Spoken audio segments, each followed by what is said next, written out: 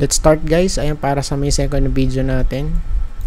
Mag-stock update lang tayo about SEC, DMC, LTG, TL, ALI, saka Globe. No? So siguro, ayan, much better kung naka full screen tayo. Yung first video, hindi ko na full screen. I forgot.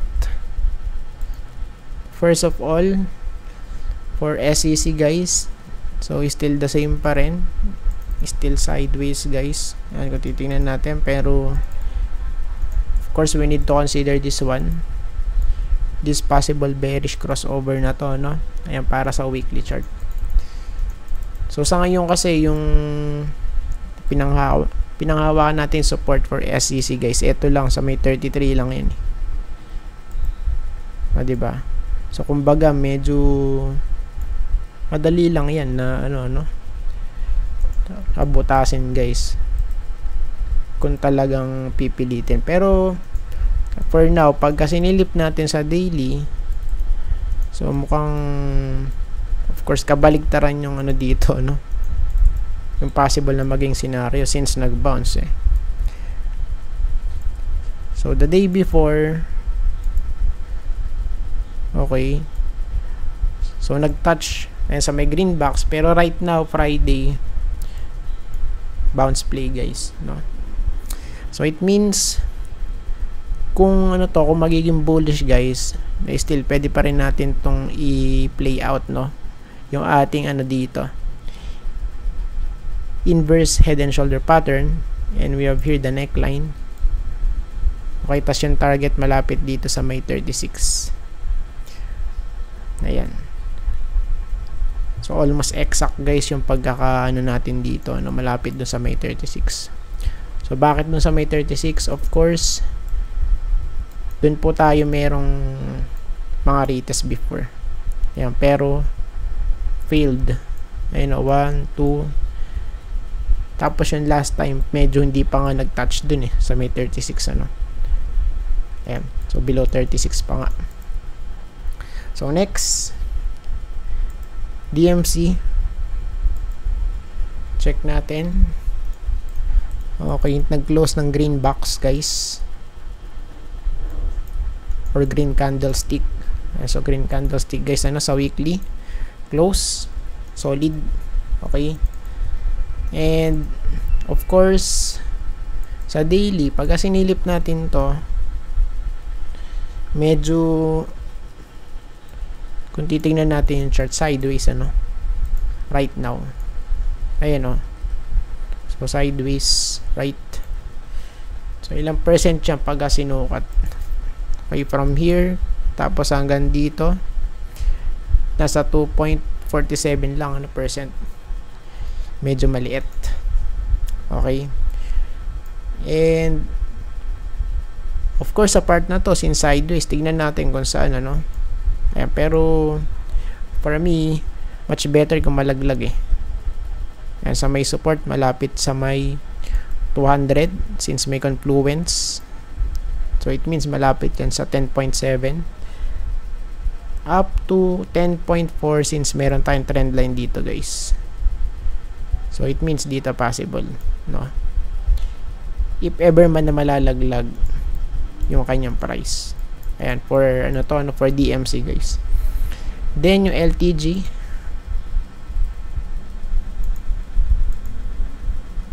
okay, so sa weekly, okay, parang may kamukha tong chart yung ata sa ambang chart yun, LTG ba or pala DMC, nakalimutan ko na Ayan, pero may kamukha tong chart, no? Ayan, and right now kung titignan natin, so medyo naging naman to green yung close kanina, pero not so bullish guys, because kung titingnan natin, still walang breakout dito sa weekly. So this is kumbaga important na i-check muna natin yung sa higher time frame bago sa lower time frame. Ayan. So base dito wala pang breakout. Even sa ano, sa horizontal and sa eto, ayan, sa diagonal, no? Sa horizontal at sa diagonal. Then sa daily, of course, ang possible na maging confirmation natin is ganito. So just in case lang, ano, pero di natin masasabi pa rin eh. So just in case, so breakout, then throwback, then push. Ayan, no? For now wala. And since naghihintay pa rin tayo ng breakout dito for LTG, guys, as of now, no? And nag-hold naman siya actually. Yes, ayan sa may taas ng 200, kaya still safe.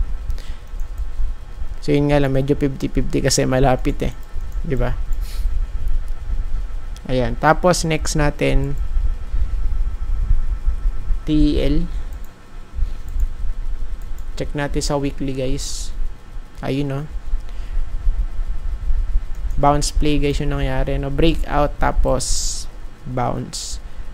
So throwback muna pala, then bounce, no? So dito hindi po ganong halata yung nangyari, pero dito sa daily kita. So ito siya. So breakout, then throwback. Okay, tapos medyo slight bounce, guys. And hoping na ano siya, na mag-hold, no, for this one, since meron tayo ditong, kumbaga, masasabi nating ano, no, yung talagang movement ni TEL since then, ano. So ito siya, guys. Same sa iba, sideways din siya.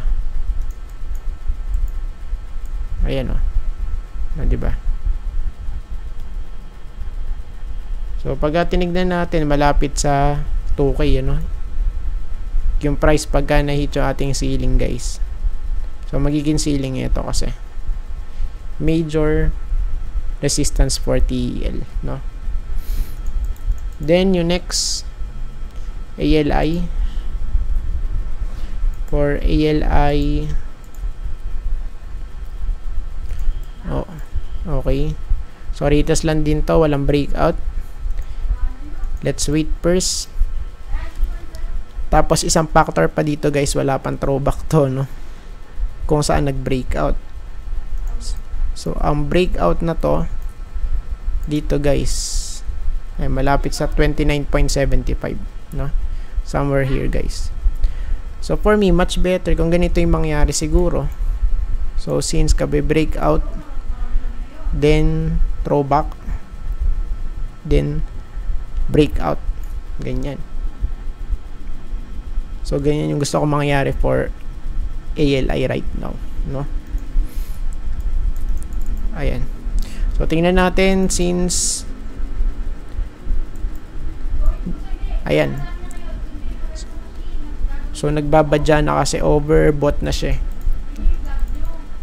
Ayan sa weekly. Then sa natin sa daily, so breakout naman dito sa may 200, ayan sa taas. Ayan, oh. So breakout, then throwback, tapos rito sa may resistance, tapos medyo slight pullback right now, no?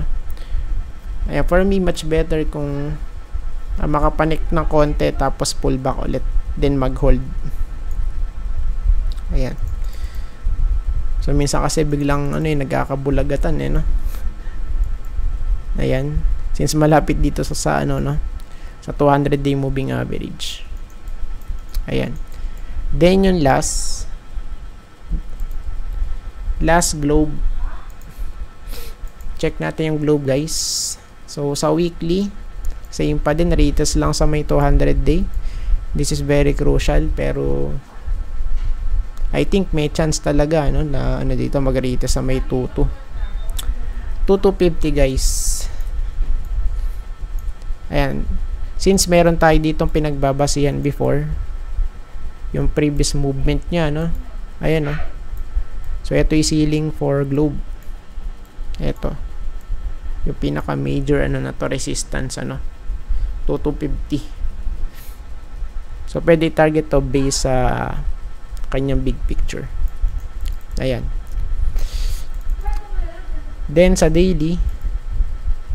So, sa daily, tingnan natin kung ano na ba yung itsura. Yes. Solid. Because kung titingnan natin, may bounce dito eh. Ayan, sa may ano nating support. Yung sa dinagdag natin support last time. O, diba? So, sa mga retest dito, and of course, nag-create na siya ng resistance. Somewhere here. Ayan. So, malapit dito guys sa 2143 yung kanyang resistance. Ayan. And so far naman, goods. Okay. So, medyo sideways siya. No? And pagka nag-breakout to, ay sa may resistance natin, so sa malamang mahit na to. Yung 2250 na to. Ito. So, malapit dito guys sa may area na to. So, I think tapos na po tayo guys at maraming salamat po sa panonood. See you po sa next video. Bye-bye and God bless.